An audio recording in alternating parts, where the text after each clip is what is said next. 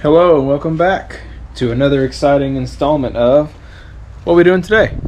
So, we have a track day in 2 weeks. We're going back to NCM, where it all happened, where it all started. So, got a few last minute things I'm doing to the S2000 to optimize every little horsepower that I can, and also make sure that the car is as safe and as put together as possible, so we don't have any things that come off of here or explode. So it's starting to rain, of course. Also doing a quick review of a couple of products I bought from Renegade Motorsports. I love that company. They're always really good with their communication. Quality of their stuff's awesome, and all their stuff's really pretty too. So I got the solid carbon stands for my wing, which I love. I feel like they really transformed the look. I don't like the hollow look. I prefer the solid stands. I think they look fantastic. It doesn't really do anything for it. It's more of a cosmetic piece. So, but I think it looks better. Maybe it helps cleave the air, more smoothly than the others. Maybe not. I don't know. But I think that's so. Anyway, so here is what we're tackling today. Since the last time I've had a video, I did get a few pieces to help cooling for my car, including the this APR carbon fiber cooling plate, and then underneath I did get the all the black factory shrouding that routes the air up to the radiator. So those two pieces should help massively with cooling, I'm hoping. And today we are getting rid of this bad boy. So I went back and forth a lot on which intake to buy, what's the best, what's not the best. Ultimately, I don't drive the car every day, and so I've for years and years not been a huge fan of cold air intakes, but because of that, that's what we ended up with. This is the AEM V2. I think they call it a dual chamber cold air intake. The piping is massive. For half of it, it's a 3-inch, and then it goes down to a 2.5-inch, which I've heard this is one of, if not the loudest cold air intake you can buy for the S2000. So I feel like the stock box is very functional, but it's also very muffling, and I just,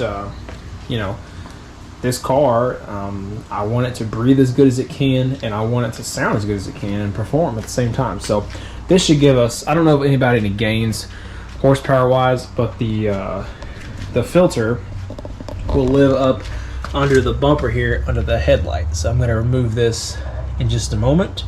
I'm going to remove this this bumper so we can have a better look here and have a better workspace. And we're going to go ahead and just get rid of this. 3, 2, 1.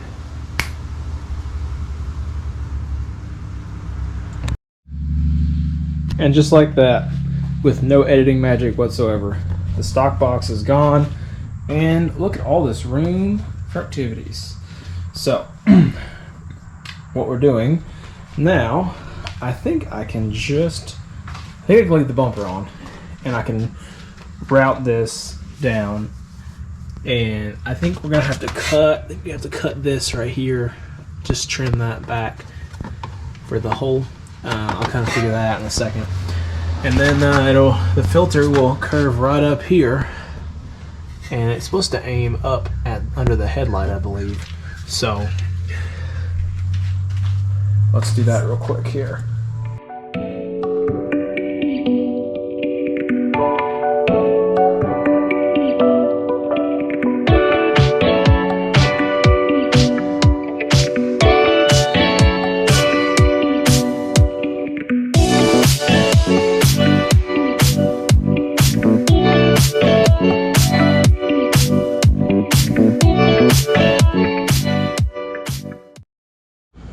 All right, so let me show you where we're at here. We've got this roughly mounted. I had to plug all the holes as you saw. Then this big girthy son of a gun runs straight down here. Tightly wraps around here. This piece I'm gonna have to just probably just chop this way in to even clear. And then I guess I'm gonna have to pull this dang splitter off again because I have no room to work here. So I'm gonna have to pull the bumper and the splitter to make sure that this gets mounted correctly. There's a little mounting tab in there that I have to figure out the best way to put a bolt through this. And you can see how tight. I don't know if it's actually touching, or I don't even know if this is going to clear my car step sway bar or not, which is a bummer. I think it just clears, to be honest with you. Just clears. So I think I'm just going to have to I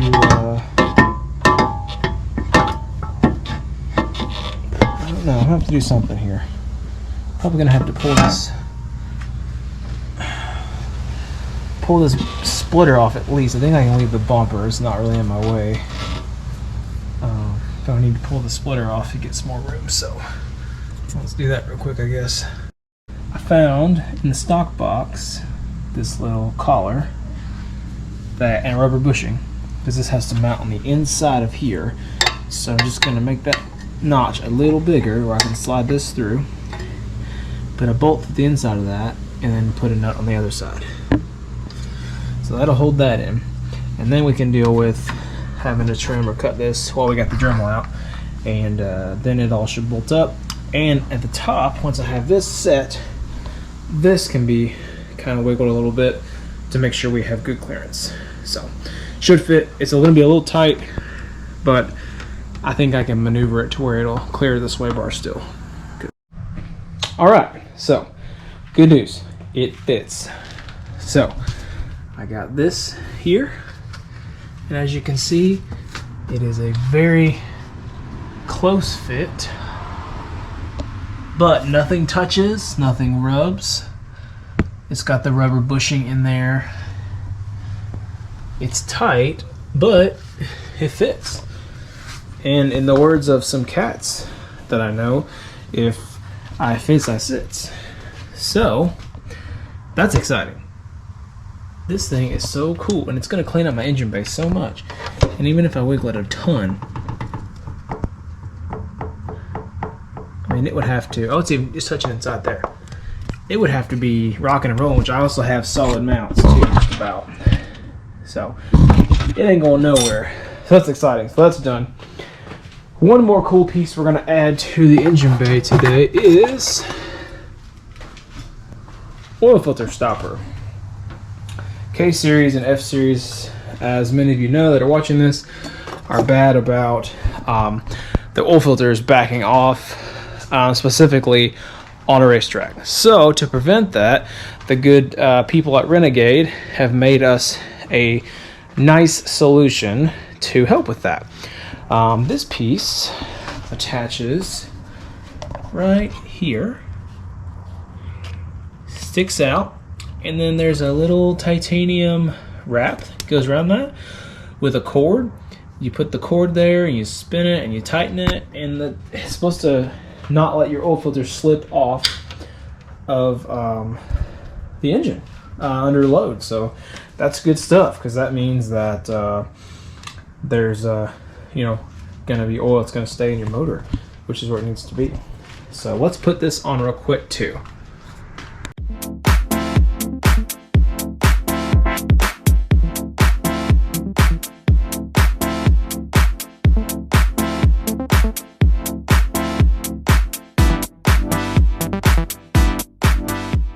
Alright, we got this this oil filter stopper on, and it's pretty straightforward. Basically, the filter's on as tight as it can be, obviously. This piece attaches to the block, and then there's a little wire here that you get this slightly loose. You twist this back as far as you can, and then you tighten this up, and then that way the filter cannot back off. So, cool little invention there. I don't know if Renegade invented it or just, you know, made their own. They probably didn't invent it. But neat little addition. Look at all this room. It blows my mind that everything is in here now, and this is how much space I have. Which means this piece, I definitely need to get something pretty to cover that. I'm pretty pumped about this. So I want to start this up and see what it sounds like and put this back together. So maybe it's cleared up enough to take a little drive. Ooh, gosh, I just want to show you this. The wing stand's so good. Love those so much. It's such a silly thing because it's cosmetic only, but I really like them. I think they're neat. So, well, cool. I'm pretty excited. That's gonna be pretty good. And this this filter, I'm gonna get a little baggie, whatever they call it, a dust shield, so that way if any rain or anything gets on there, something that's water resistant. And there's a little plug here. Yeah, there's a plug right here. Now, what's supposed to be there is they call it a one-way drain valve. I got a great deal on this. I got over $300 off of retail on this filter because the guy was missing that and a hose clamp. So I was like, okay, that's no problem. Which the rest of it's perfect shape, so that's awesome. But yeah, so this little duct valve thing, it's called a duct valve or a duct release, something, I don't know. That needs to go there instead of this little plug, which I can just get one later. They're like $2, and I actually need to measure that hole and see what size I need. But that actually lets water come out instead of, it doesn't let it go in. So that's supposed to help with any type of water that gets in there. And this is it's pretty solid. What I might do is I might make a aluminum bracket here, since I have this little bracket, and find me a hole, or make a hole, and then just make a bracket go bloop. That way it cannot move. So that would be good. And that way there's no way it can come off. So put this little plug back here. All right, let's do a quick walk around of the car with the most recent setup, just to show you everything that's new. Sorry about the wind, it's very windy. The inside is the same, it's unscathed. So I still have the 5-point harness, still not doing the quick release. I like the fixed hub. I think it's perfect distance from the cluster here, and it fits my hands well. Renegade titanium shifter knob as well. Still, like I said, happy with that until I can find a good deal on the short shifter from Renegade and the carbon fiber the boot delete, because I think that looks really good. Roll bar. I already showed you these the carbon stands, which I think look awesome. They're so much better than the aluminum ones with holes through them. So of course you got the C28s, which are 1710 plus 45. Really aggressive spec for this car, but I got just enough camber dialed into and toe to make it work. Zero toe in the front, negative 3.5 degrees of camber in the front, and then I got half a degree of positive toe in the rear, and negative 2.7 degrees of camber. And there, I mean, the fitment's perfect. It's not super pokey, but it's also it's not weak specs at all. It's very you know, I would call this aggressive. I did raise the car 1/8 of an inch, and I stiffened it just a hair on my dampening to make sure I didn't have any rubbing issues. So I wanted to make sure that as always, that everything's as functional as possible. So other than that, I mean, I think we're think ready to hit the track. I love the stands. Looks so good now. Something about the C28 just sets the car off. So, still got my backup RPF ones, which, as always, these are old tires, but in case I have a real big issue with one of my new tires, I doubt I will, I'll have these with me. And I guess I'll just buy a new set of Falcons to put on these. That way I have a really good set of backup track tires and wheels I can bring with me. So, never be too prepared, but that's what the car looks like now. I'm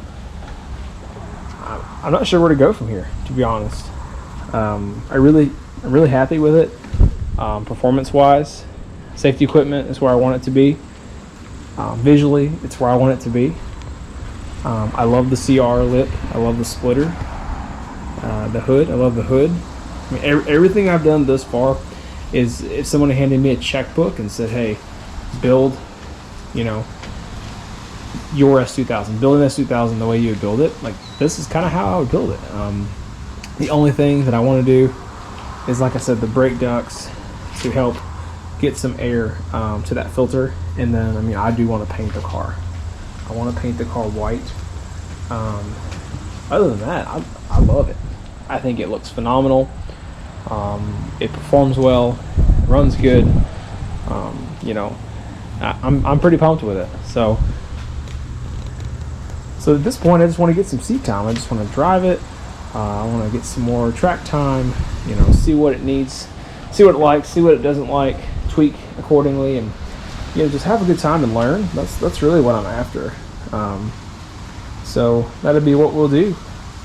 And until next time, we will see you out there. See you soon. Bye.